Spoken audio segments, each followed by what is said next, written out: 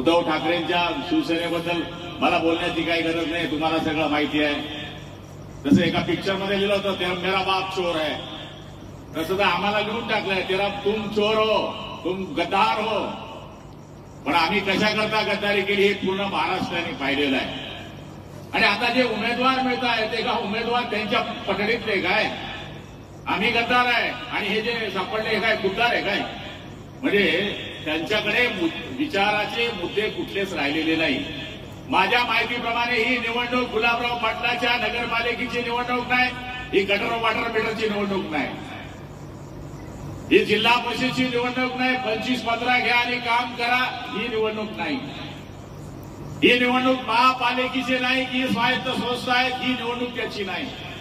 ही राज्याची निर्णय घेणारी विधानसभेची निवडणूक नाही.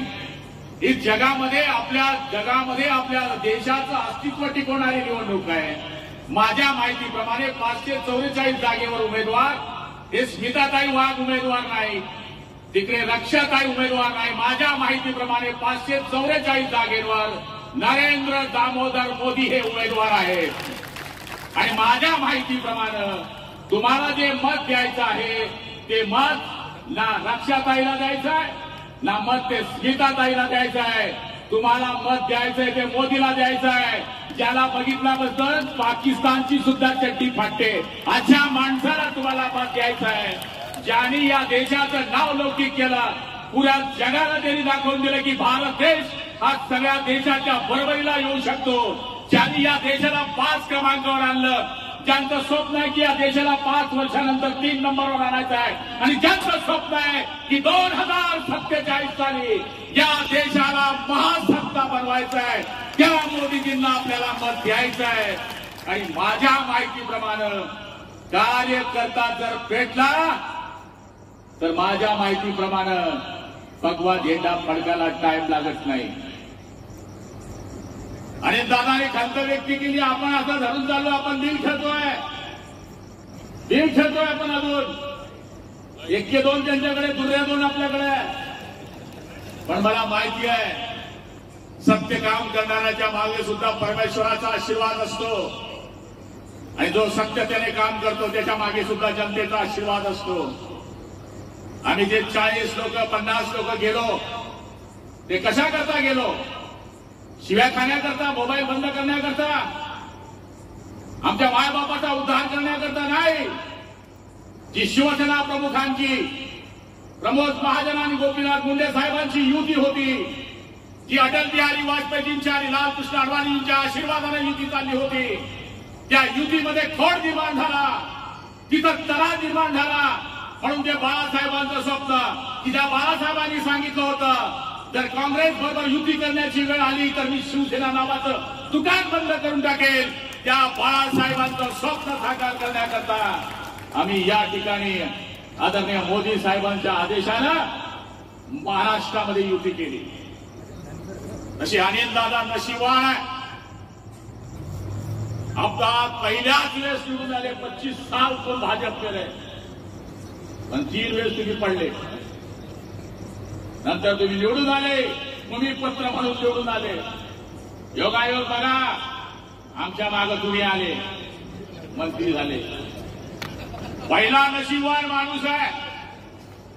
पहिल्याच वेळेस, पहिल्याच टर्म मध्ये मंत्री झाले, ते पण कॅबिनेट. मला राज्यमंत्री व्हायला 30री टर्म लागली, ती बी 38 भेटली. फोटो यायचा टीव्हीवर, मंत्री बनने वाले. मी कोडबीट शिवला नाही बरं त्यावेळेस सुद्धा. मला म्हणलं हा कोट दुवाड असतो, हा जर घातला तर माणूस मंत्री नाही होत. पण आपल्या आशीर्वादाने 3ऱ्या टर्म मध्ये आम्ही मंत्री झालो, तेही राज्यमंत्री झालो. नंतर देवाच्या कृपेनं शिवसेना भाजपची सत्ता आली होती, पण कोणी ती सत्ता बदलवली हे मी सांगण्याकरता उभा नाही आहे. ज्यावेळेस पक्षाचा नेता आदेश देतो त्याप्रमाणे आमदारांना काम करायचं असतं. म्हणून सगळ्या आमदारांनी उद्धव साहेबांना मुख्यमंत्री करण्याकरता साथ दिली. ते मुख्यमंत्री झाले, त्यांच्या कॅबिनेटमध्ये मला कॅबिनेट मंत्रीपद मिळालं. पण ज्यावेळेस आमच्या लक्षामध्ये आलं की आपण आपल्या विचारांपासून लांब जातोय, त्यावेळेस आम्ही सगळ्यांनी त्यांना सांगण्याचा प्रयत्न सुद्धा केला. लोक म्हणतात तुम्ही गेले फुटले, अरे फुटले नाही, त्यांच्या समोर गेलो, संजय राऊतच्या समोर गेलो, संजय राजाराम राऊत त्याच्या समोर हा गुलाब रघुनाथ पाटील गेला, हा खानदेशाचा पोट्टा गेला आणि सांगितलं अजूनपर्यंत ते वापीपर्यंत पोहोचले. बुलालो, सुबह का भूला है कि शाम को वापस घर को आ जाए तो उसे भूला नहीं कहते, त्यांना वापस बोलवा. त्यावेळेस या लोकांनी आम्हाला हिरवलं म्हणून आम्ही 20 आमदार गायब झालो. मला घ्यायला कोण आलं? हे आले इथे गौ महाजन, ते मंगेश चव्हाण सफाई कामगारचा ड्रेस घालून आले. आले कोण आले माझ्या बंगल्यामध्ये? आणि मी कशात गेलो? अँब्युलन्स मध्ये गेलो. मी 33 नंबरवर गेलो आहे म्हणून जिथे मला गद्दार गद्दार म्हणतात ना, मी बेट्यानं वॉच केलं की आपण चुकलो आहे, चूक दुरुस्त करू शकतो, आपण पुन्हा आपल्या आपल्या वळणावर येऊ शकतो.